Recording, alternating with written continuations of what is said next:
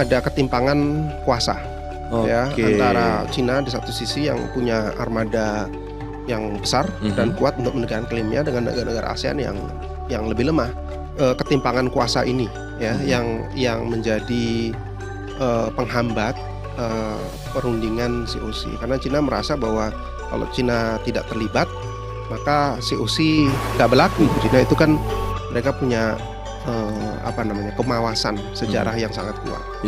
Dan dia menilai bahwa hukum internasional itu ada setelah sejarahnya.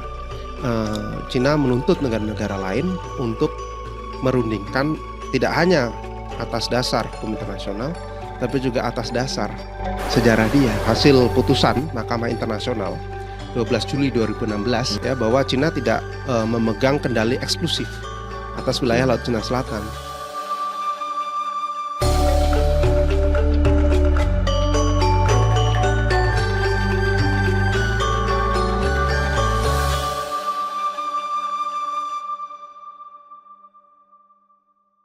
Pemirsa, kita kini bertemu kembali dalam podcast Flow with Prof Banyu yang dipersembahkan oleh South China Sea Council. Kali ini kita memiliki tamu, yaitu Mas Ristian Atriandi Supriyanto. Mas Atriandi, biasa saya memanggil beliau, itu adalah dosen Hubungan Internasional FISIP UI di Depok. Mas Atriandi, biasa saya memanggil beliau, ini adalah seorang bukan saja dosen, tapi juga penulis yang sangat rajin, kemudian juga pengamat pakar mengenai keamanan maritim.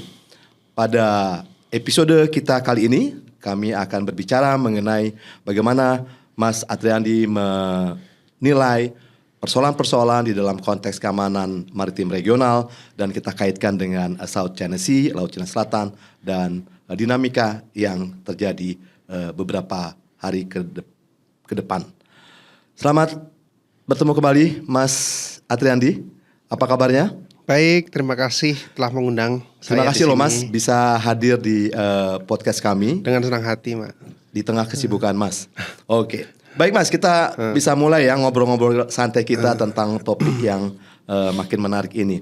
Saya teringat ketika mungkin beberapa bulan yang lalu ya, Mas Atriandi menulis berkontribusi dalam buku Regional Maritime Security Outlook. Ya, di situ memang dibahas bagaimana konteks keamanan regional di kawasan, dan khususnya pada waktu itu Mas menulis mengenai kaitannya dengan Global Maritime Fulcrum, poros maritim dunianya Pak Jokowi. Nah, untuk para pemirsa kita, bisa nggak Mas menceritakan sedikit atau mengisahkan sedikit sebetulnya tulisan itu buat teman-teman atau pemirsa yang belum membacanya, sebetulnya membahas apa tulisan tadi? Baik, jadi sebetulnya tulisan ini saya selesaikan tahun 2024 ya, jadi cukup agak lama juga. Jadi sebelum ya di tahun terakhir pemerintahan Pak Jokowi. Jadi saya itu memang tertarik untuk membedah dan menggali tentang cuma konsep ya, tapi pelaksanaan dari konsep poros maritim dunia. Selama periode Pak Jokowi? Selama periode Pak Jokowi. Jadi 2014-2015 itu kan dicanangkan ya konsep poros maritim dunia, dan itu saya juga sudah menulis ya tentang itu. Kemudian saya ikuti perkembangannya gitu ya. Nah, yang cukup bukan mengejutkan ya, tapi yang cukup menarik ya sebetulnya, poros maritim dunia tidak lagi menjadi penanda kebijakan Presiden Jokowi di tahun 2019. Ya, jadi 2015 itu kan dicanangkan ya, kemudian menjadi signature policy gitu ya. Tapi kemudian brandingnya di tahun 2019 tidak sekuat mungkin 2015. Karena COVID barangkali. Kan 2019, jadi belum. Belum ya. COVID kan awal 2020. Awal 2020 ya. Jadi ketika beliau terpilih kembali sebagai presiden 2019, kemana nih poros maritim dunia? Jilid 2-nya saya nggak melihat. Jadi sebetulnya tulisan ini isinya evaluasi sih tentang poros maritim dunia, ya pelaksanaan selama 10 tahun itu, ya naik turunnya, kuat lemah semangat untuk menjadikan Indonesia sebagai poros maritim dunia. Kemudian tambahan sedikit, tapi kembali lagi ini kan 2024 ya. Jadi sama awal 2025. Ya, awal tahun lalu saya juga ingin melihat kira-kira sejauh mana Presiden Prabowo juga memikirkan tentang poros maritim dunia. Minimal kalau tidak secara konseptual, secara prakteknya gitu. Nah, saya pikir ini ada yang menarik, Mas. Karena seingat saya, tolong saya nanti dikoreksi kalau salah. Pada waktu kepemimpinan Presiden Jokowi, beliau itu kan juga sangat menekankan penguatan pangkalan militer di Natuna ya. Nah, dan tentu ini untuk mengantisipasi persoalan-persoalan di Laut Cina Selatan. Bukan begitu, Mas? Apakah juga Mas melihat bahwa sebetulnya poros maritim dunia itu sebetulnya ya, itu juga mencoba untuk mengantisipasi perkembangan-perkembangan yang mungkin agak miskalkulasi yang mungkin terjadi di Laut Cina Selatan? Saya rasa itu bagian dari poros maritim dunia ya. Jadi pertimbangan tentang lingkungan strategis. Jadi kalau kita bicara poros maritim dunia itu kan ada 5 pilar. Termasuk diantaranya adalah ya pilar diplomasi maritim, ada ekonomi maritim gitu ya. Kemudian dijabarkan lagi menjadi 7 pilar. Kemudian 2017 ada namanya kebijakan kelautan Indonesia KKI ya. Nah itu yang kemudian menjabarkan lagi tentang semacam white papernya ya. Semacam white paper. Tapi itu kan sebetulnya agak telat ya. Jadi 2015 sudah ada poros maritim dunia, tapi baru dicanangkan 2017. Jadi ada gap selama 2 tahun. Nah 2019 pemilu. Jadi kan cuman punya ada 2 tahun itu pelaksanaannya. Nah kemudian di era kedua periode Jokowi, saya nggak tahu nih yang poros maritim dunia KKI-nya sepertinya sudah mulai meredup. Ya itu yang saya sampaikan di dalam tulisan itu. Jadi dalam tulisan itu saya bilang mungkin dari maritime fulcrum menjadi economic fulcrum. Ya, bukan masalah apakah ini benar atau salah ya, tapi fokusnya sudah bergeser. Ya, kalau yang sebelumnya kita melihat ekonomi dalam kerangka besar maritim, periode kedua kita melihat maritim dalam kerangka besar ekonomi. Gitu. Jadi emphasisnya sudah bergeser. Nah, kembali ke poros maritim dunia, Mas. Tampaknya memang poros maritim dunia itu kan akan mengcover begitu banyak pilar ya atau dimensi. Nah, dalam konteks ketika Laut Cina Selatan, sebetulnya apa yang lebih difokuskan? Apakah lebih menonjol dalam konteks geopolitik pertahanannya atau geoekonominya?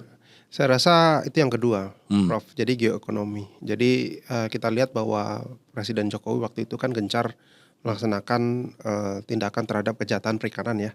Kemudian dengan Ibu Menteri Susi, ya kemudian pada waktu itu terhadap ada ketegangan lah diplomatik dengan Cina ketika aparat Indonesia menangkap kapal nelayan Cina. Ya ini 2016 bulan Maret misalnya. Kemudian dari aparat Cina berusaha menghalangi dan menghentikan penangkapan tersebut oleh aparat Indonesia. Jadi sebetulnya penekanannya lebih kepada ya kita harus mengamankan wilayah maritim kita demi kepentingan ekonomi, demi kepentingan sumber daya. Jadi itu yang lebih menonjol. Dan yang saya lihat kalau dari sisi pertahanan itu ya memang dari Pak Jokowi sendiri background beliau kan. Beliau bukan berasal dari pertahanan gitu ya. Jadi beliau lebih fokus kepada ekonomi, investasi, perdagangan.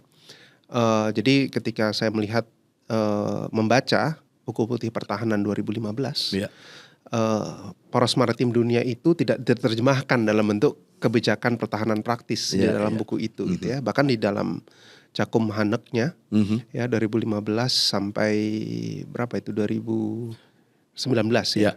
Itu tidak mengemuka poros maritim dunia di situ gitu. Jadi saya rasa pertahanan itu hanya sebagai cara, hanya sebagai instrumen untuk mengamankan kepentingan ekonomi, kepentingan sumber daya dari wilayah maritim kita.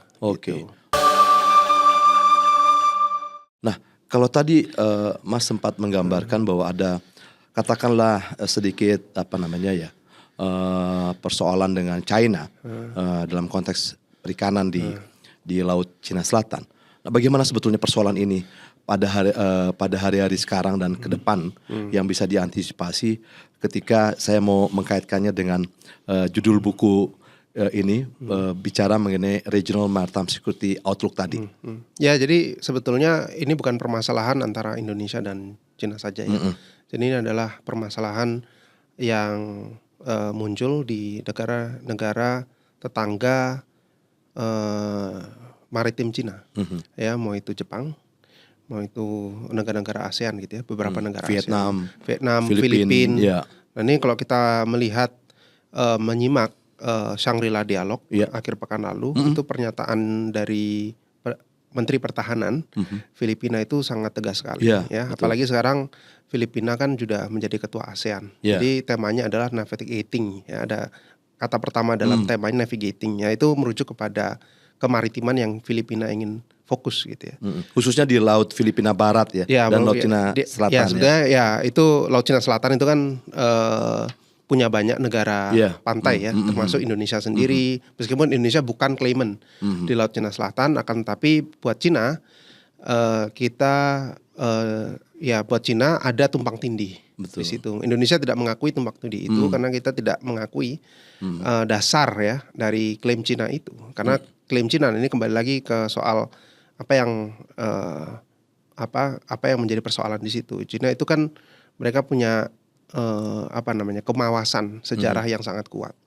Dan dia menilai bahwa hukum internasional itu ada setelah sejarahnya.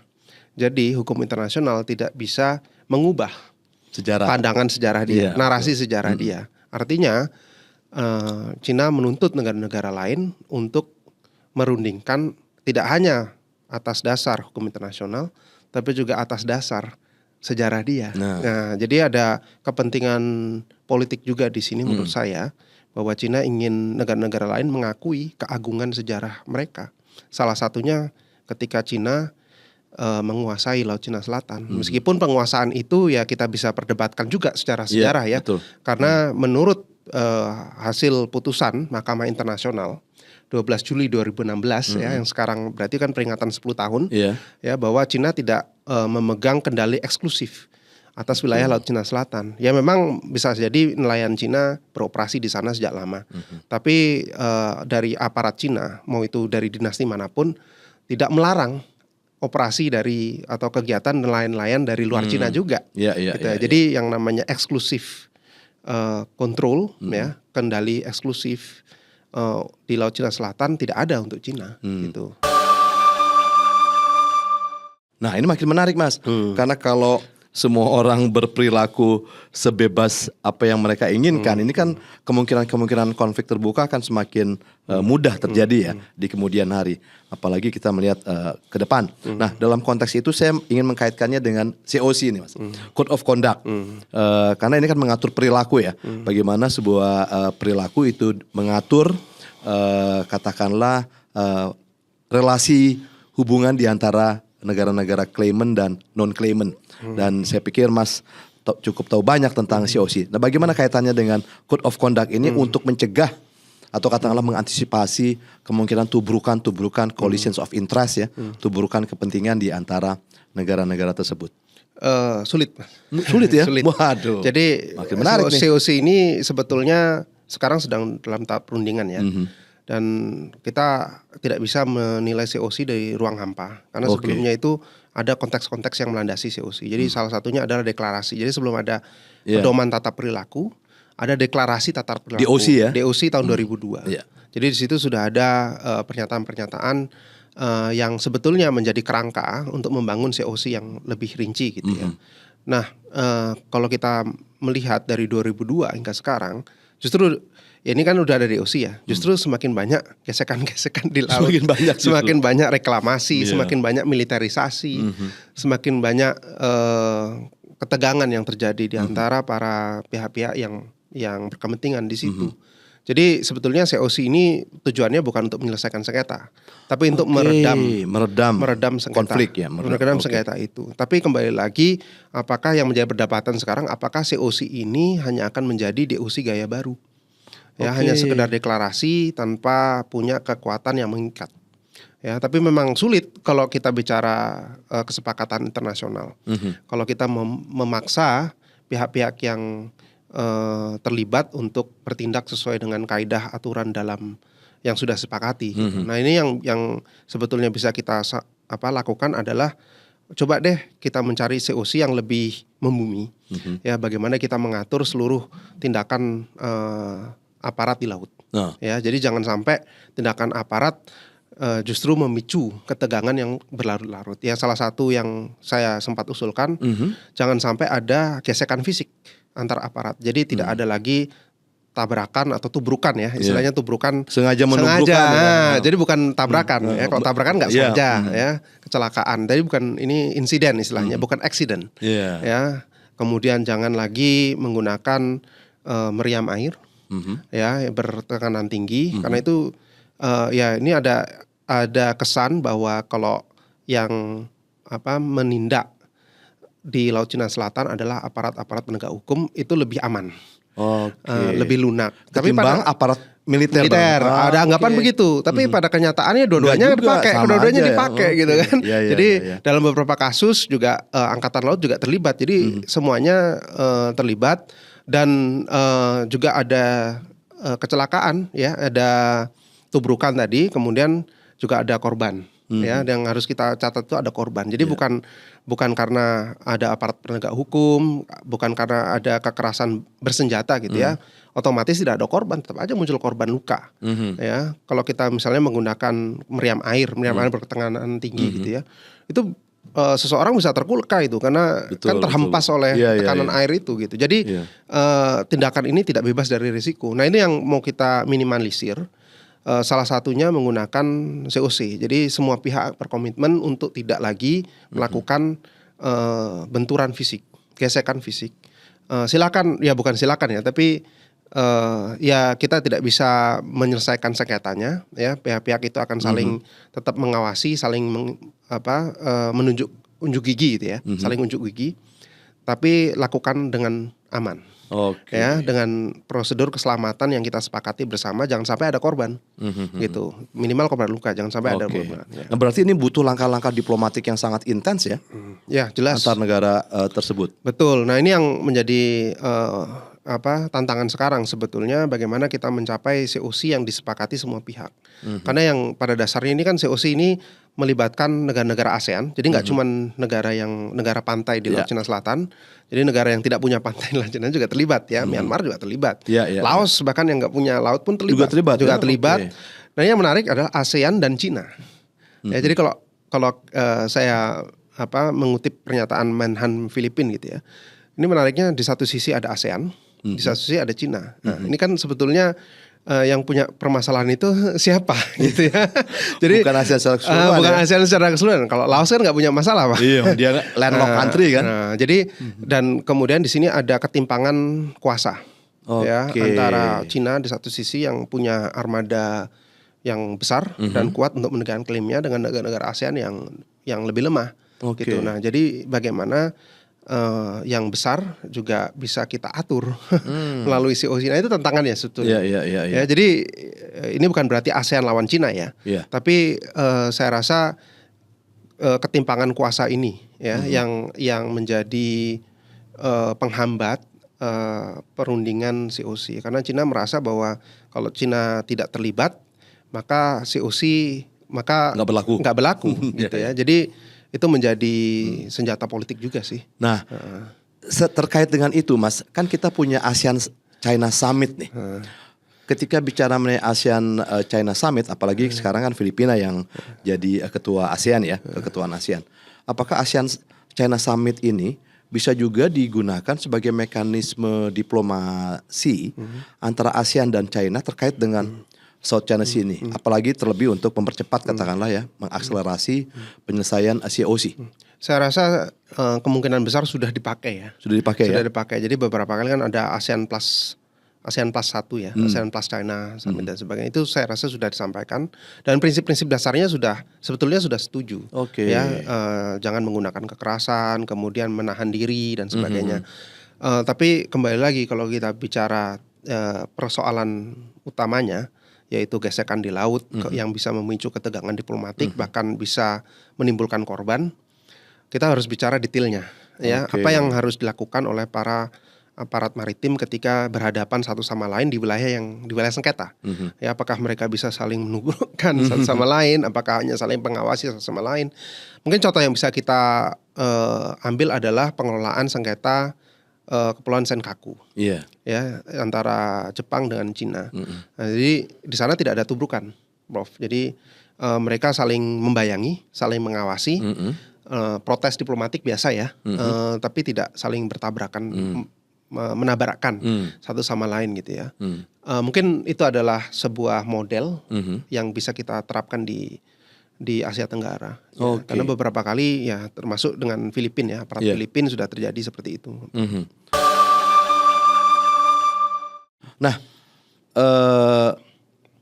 pertanyaan berikutnya saya pikir ini makin menarik juga karena kalau kita bicara mengenai ASEAN China sudah banyak dilakukan. Nah, kalau secara bilateral peran kita nih Indonesia sebagai sebuah negara yang di Asia Tenggara kan pasti kita bisa menyebutnya sebagai negara yang paling besar ya dalam konteks negara kepulauan. Adakah kebijakan-kebijakan khusus sebetulnya bagaimana mengelola konflik itu? Jadi how to manage the conflict so it will not break into a war kan gitu kan?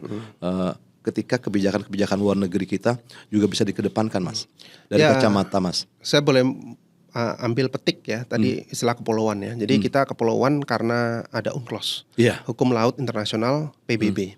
Ya, jadi kembali lagi kepada hukum internasional. Karena kalau kita merujuk kepada narasi sejarah masing-masing yang berpaut pada kepentingan politik, nggak akan selesai. Prof.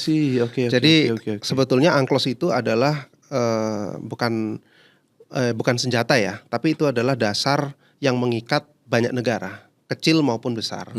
Jadi kalau kita bisa sepakat dengan itu dan memastikan bahwa klaim sejarah, pandangan sejarah kita menyesuaikan dengan UNCLOS, saya rasa lebih banyak persetujuannya, ruang kesepakatan yang bisa kita raih dari situ. Jadi peran Indonesia di sini adalah memastikan bahwa UNCLOS itu tetap menjadi pedoman utama di dalam menyelesaikan sengketa.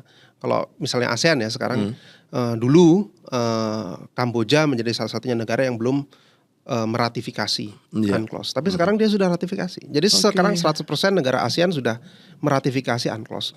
Cina juga sudah meratifikasi begitu ya. Jadi sebetulnya pegangannya sudah cukup kuat. Pegangannya sudah cukup kuat kalau kita memang berpegang dengan UNCLOS. Tapi kembali lagi Cina kan tidak mengakui bahwa UNCLOS itu menjadi pedoman yang bisa menyelesaikan sengketa di Laut Cina Selatan. Karena UNCLOS memang nggak bicara soal kepemilikan atas wilayah-wilayah ownership. Tapi kembali lagi, kalaupun ada sengketa soal UNCLOS, itu kan ada mekanismenya juga, Prof. Salah satunya adalah yang arbitrase, mahkamah internasional. Yang diajukan oleh Filipina itu ya? 12 yang putusannya keluar 12 Juli 2016. Dan itu sudah menyampaikan mana yang wilayah yang sebetulnya menjadi pulau, beneran, pulau asli atau pulau buatan. Nah, kalau pulau buatan kan tergantung ya apakah dia ada di atas permukaan laut saat surut atau terendam oleh permukaan laut. Nah, gitu. Kemudian batas wilayah lautnya, klaim wilayah lautnya bisa ditentukan dari sana gitu ya. Nah, ini sebetulnya bisa memperjelas sih kerancuan kalau misalnya ada ya tentang klaim di Laut Cina Selatan. Dan UNCLOS kan nggak bicara spesifik tentang Laut Cina Selatan. Jadi arbitrase ini memperjelas nih kira-kira mana yang bisa bagaimana rezim UNCLOS ya, aturan UNCLOS bisa diterapkan secara spesifik di Laut Cina Selatan. Jadi sebetulnya sudah ada dasar-dasarnya. Nah, tapi kan di sisi yang lain Cina tidak mengakui putusan itu. Cina menolak, sejak awal menolak mengikuti itu. Gitu. Nah, ini yang sebetulnya jadi persoalan ya. Nah, bagaimana langkah Indonesia? Ya, buat Indonesia yang jelas kita adalah negara yang taat hukum internasional. Kita menjadi negara kepulauan karena UNCLOS, ya kita memperjuangkan itu. UNCLOS itu bukan idealisme, itu adalah realisme kita. Itu kepentingan nasional yang kemudian dikodifikasi dalam bentuk hukum internasional. Dan itu perjuangan 25 tahun kan oleh Pak Mokhtar, Kosma Atmaja, kemudian dari wawasan Juanda itu ya. Betul, dari wawasan Juanda, kemudian Pak Mokhtar, kemudian Pak Hasim Jalal, ya. Dan itu yang sebetulnya Indonesia punya modalitas untuk perjuangkan lebih kuat lagi. Nah, ini kita sudah perjuangkan secara bilateral. Ya, misalnya dengan Vietnam. Kita sudah menandatangani ZTE, tinggal diratifikasi. Sayangnya ya sekitar sudah 2 tahun belum diratifikasi juga oleh DPR. Ya harus cepatnya gitu ya. Karena dari Vietnam juga sudah meminta kita untuk ratifikasi ya. Jadi kalau pendekatan kita yang berbasis hukum internasional misalnya dengan Vietnam ratifikasi ZTE, kemudian dengan Malaysia juga ZTE, ya, di situ kita memberi kontribusi besar terhadap penyelesaian sengketa sesuai dengan koridor hukum internasional. Gitu, tidak dengan koridor kekuatan fisik belaka. Karena nggak akan mungkin bisa selesai atau minimal tidak akan bisa terkelola dengan baik kalau pendekatannya selalu dengan military power ya Mas. Nggak akan bisa. Meskipun dari Cina sendiri menuntut kita itu harus berunding secara bilateral dengan Cina, gitu ya, bahwa kita itu ada tumpang tindih dengan Cina. Tapi kan kembali lagi, kalau kita berunding dengan Cina, nah ini yang menjadi pendalaan. Kalau kita mulai berunding, artinya secara implisit, secara tersirat kita mengakui Cina betul. Punya dasar. Nah, sementara dasar kita kan UNCLOS, makanya kita jadi negara kepulauan. Artinya kita mengingkari dasar negara kepulauan kita sendiri melalui perundingan dengan Cina. Itu bisa jadi buah si malakama, Prof. Gitu. Ya. Menarik. Nah, ke depan, karena toh kita juga harus bicara mengenai ke depan ya, karena dinamika geopolitik yang begitu tidak pasti dan makin rumit gitu ya. Saya ingat bahwa ASEAN Summit kemarin di Cebu itu juga menghasilkan apa yang disebut sebagai ASEAN Maritime Center. Nah, kalau dalam konteks ke depan, apakah juga nanti ASEAN Maritime Center itu merupakan katakanlah penilaian assessment dari buku yang Mas juga turut berkontribusi, Regional Security Maritime, Outlook, dan bagaimana ke depan misalnya saja apakah memang ASEAN Maritime Center itu salah satunya akan menjadi alat untuk paling tidak menjadi koordinator untuk mengelola persoalan-persoalan termasuk di Laut Cina Selatan, bukan saja di dalam tubuh ASEAN sendiri, within ASEAN itself, but also to go beyond further ASEAN. Apakah akan ke sana juga, Mas? Jadi ASEAN Maritime Center ya, pusat maritim ASEAN itu baru ya. Jadi kita belum tahu isinya. Ya, mungkin kita sudah tahu bentuk luarnya. Tapi kembali lagi sebetulnya instrumen di ASEAN ya, inisiatif kemaritiman di ASEAN itu banyak. Ya, jadi kita sudah punya namanya ASEAN Maritime Forum. Kemudian bahkan expanded ASEAN Maritime Forum yang lebih luas lagi, melibatkan 8 negara mitra dialog. Iya, termasuk Cina kan? Termasuk Cina. Jadi sebetulnya banyak sekali, belum lagi kita bicara yang mekanisme lain ya, seperti pertemuan Menhan, Menteri Pertahanan ADMM ya. Terus ada lagi yang lebih luas lagi, ASEAN Regional Forum. Betul. Ya. Jadi sebetulnya banyak inisiatif maritim. Nah, ini perlu koordinasi, Prof. Nah, itu ya, persoalannya kan. Inisiatif kan biasa ya. Kalau di dalam banyak, ya gagasannya banyak, tercara berserakan di mana-mana forumnya. Betul. Nah, itu perlu sinergi, perlu koordinasi. Nah, saya rasa ASEAN Maritime Center itu berusaha untuk menyederhanakan itu. Gitu. Jadi kembali lagi ASEAN Maritime Center ini di bawah naungan ASEAN. Jadi berlaku atas dasar konsensus. Kembali lagi kalau kita bicara konsensus, nanti semuanya harus setuju, Prof. Ya, kalau ada satu aja yang nggak setuju, nggak akan jalan itu yang namanya usulan. Iya, gitu. Dan itu juga persoalan di dalam tubuh ASEAN sendiri ya, di dalam pengambilan keputusan. Betul. Nah, jadi saya rasa kembali lagi kalau ASEAN Maritime Center, apakah Laut Cina Selatan akan dibahas itu ya mungkin saja, tapi saya rasa dia tidak akan terlalu detail membahas, karena kembali lagi itu kan harus tergantung pada persetujuan setiap anggota negara ASEAN ya. Nah kan kalau kita berkaca pada SCOC ya, tidak semuanya punya kepentingan yang sama. Di Laut Cina Selatan, Laos yang tidak punya laut, kepentingannya mungkin lebih banyak dengan Cina yang bertetangga langsung. Gitu ya. Jadi kembali lagi di sini juga perbedaan kepentingan ini bisa jadi membatasi ruang gerak dari inisiatif di dalam ASEAN Maritime Center. Oke, baik, terima kasih banyak sekali Mas Yandi ya atas komentar-komentarnya. Terima kasih. Ada katakanlah satu wrap up, satu kalimat terakhir sebelum kita akhiri, meskipun ini akan sangat menarik sekali. Ya, mungkin saya kaitkan dengan ke masa depan tadi ya. Mungkin masa depan saya rasa wilayah maritim ya, wilayah laut, ruang laut di bawahnya dan udara di atas permukaan laut akan semakin penting. Nggak hanya semakin penting, resikonya juga makin besar. Karena semakin banyak negara yang sekarang mencitrakan dirinya sebagai kekuatan laut. Sementara kekuatan-kekuatan yang lama dan yang ada sekarang masih tetap menggunakan laut. Jadi kemungkinan gesekan, kemungkinan benturan kepentingan di laut akan makin besar. Dan Indonesia sebagai poros maritim dunia akan berada di tengah-tengah benturan itu, Prof. Nah, itu yang harus kita waspadai ke depan. Sambil bagaimana kita menavigasinya ya. Betul. Ya, betul. Baik, terima kasih Mas Atriandi. Pemirsa, sebetulnya cukup banyak topik yang masih kita perlu bahas, tapi mungkin nanti ada kesempatan berikutnya.